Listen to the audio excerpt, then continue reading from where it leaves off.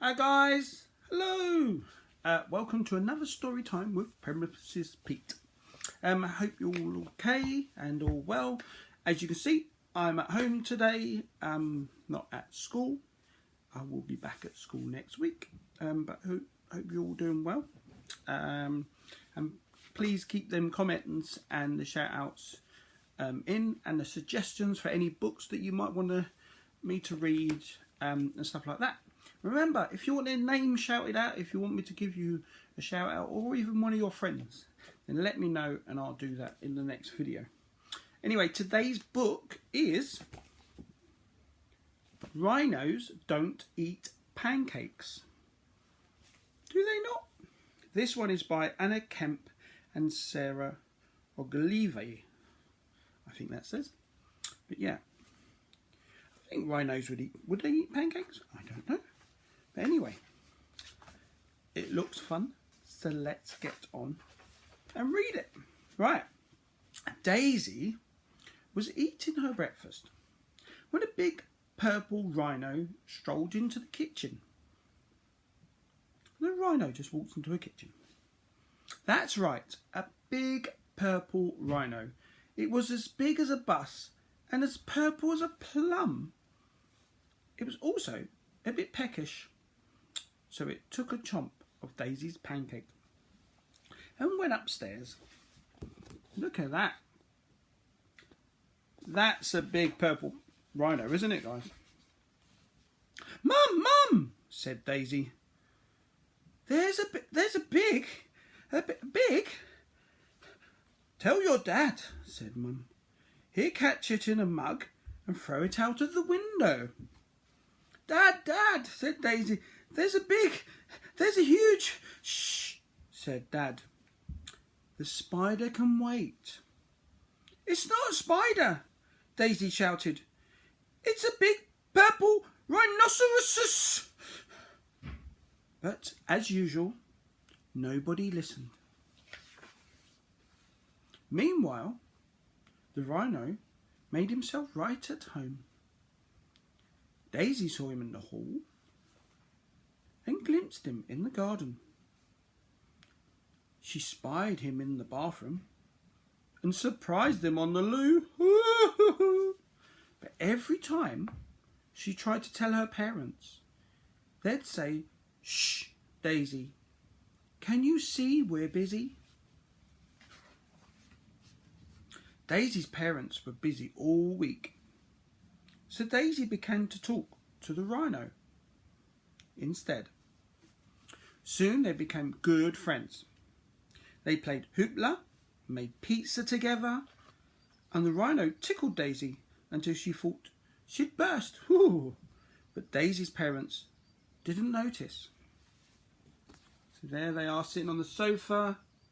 They're playing hoopla and became best of friends until the pancakes ran out. Who ate all the pancakes? Yelled Dad, looking straight at Daisy. It was the rhino, she said.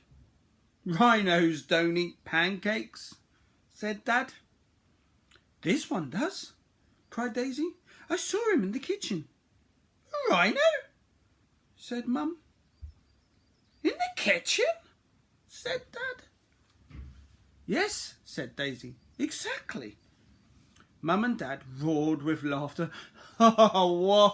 Whatever next, they hooted. A shark in the toilet. That'd bite your bottom. A polar bear in the fridge. There'd be no room for the milk. There he is. Look, Daisy yelled. But Mum and Dad were busy. They were so busy laughing, they didn't even notice. But there he is, a rhino behind Mum and Dad, but Mum and Dad's too busy laughing and Rhino just chomping on the pancake. Come on, Rhino, said Daisy. I've had enough of this.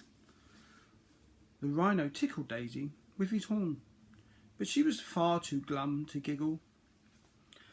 Mum and Dad never listen, she sighed. They are always a million miles away. The rhino sighed deeply. through his big purple nostrils. "I'm sorry, Rhino," said Daisy. "Your family are a million miles away too, aren't they?" The Rhino nodded, and a lilac tear rolled down his cheek. Poor Rhino. Oh, poor Rhino. Look, there's Rhino. And there's his tear rolling down his cheek. So that night, Daisy sat up thinking, of ways to get the Rhino back home to his family. It was too heavy for a hot air balloon. Yeah. And too big for Daisy's rubber dinghy. She thought about lending her his bike. But the helmet would never fit. It'd be too small for the Rhino. The next morning, Mum and Dad had a surprise. "We're taking you to the zoo," said Mum. "You can see a real rhino." "What do you think of that?" grinned Dad. Daisy thought it was a stupid idea, when there was already a perfectly good rhino sitting on the sofa. But she didn't say so. What was the point? Nobody would listen. And there they are, going into the zoo. At the zoo, Daisy saw yellow giraffes, bright red parrots, orange and black tigers, and grass green snakes. But she couldn't help thinking about her poor purple rhino. "Hurry up, Daisy," said Mum. "The rhinos are this way. There's the giraffes and the parrots, the tigers and the green snake." But what was this? There's a poster. There's a missing poster. "Big purple rhino. Likes pancakes. If found, please call the zoo." It's the purple rhino they're missing, look. There's the poster. And that's the one in Daisy's house. "Crisps!" "Oh," gasped Mum. "Well, that explains the pancakes," gasped Dad. Mum and Dad and Daisy rushed back home. And guess what they saw when they got there? That's right. The biggest, the purplest, the rhinoceroses in town. "Well, what did I tell you?" Daisy said, grinning from ear to ear. And there he is. He's made himself at home. "I'm phoning the zoo," said Mum. The rhino looked startled. "No," said Daisy. "Not the zoo. He needs to get back home to his family. They are a million miles away." "Well, we'd better get a move on," said Dad. "The next flight to a million miles away leaves this afternoon." So the rhino packed his suitcase while Daisy found his hat. And then they all pushed his big purple bottom into the back of the car and drove to the airport. There they are, pushing him into the car. You see that? I bet that took some time. "I miss you," said Daisy as the rhino boarded the plane. The rhino gave her a big purple hug. He would miss her too. And there he is, look. He's boarding the plane. Back at home, Daisy began to feel lonely again. Who would listen to her now? But little did she realise that everything was about to change. "Tell us about the rhino, Daisy," said Mum. "Yes," said Dad. "Tell us about that big, purple, pancake-eating rhino."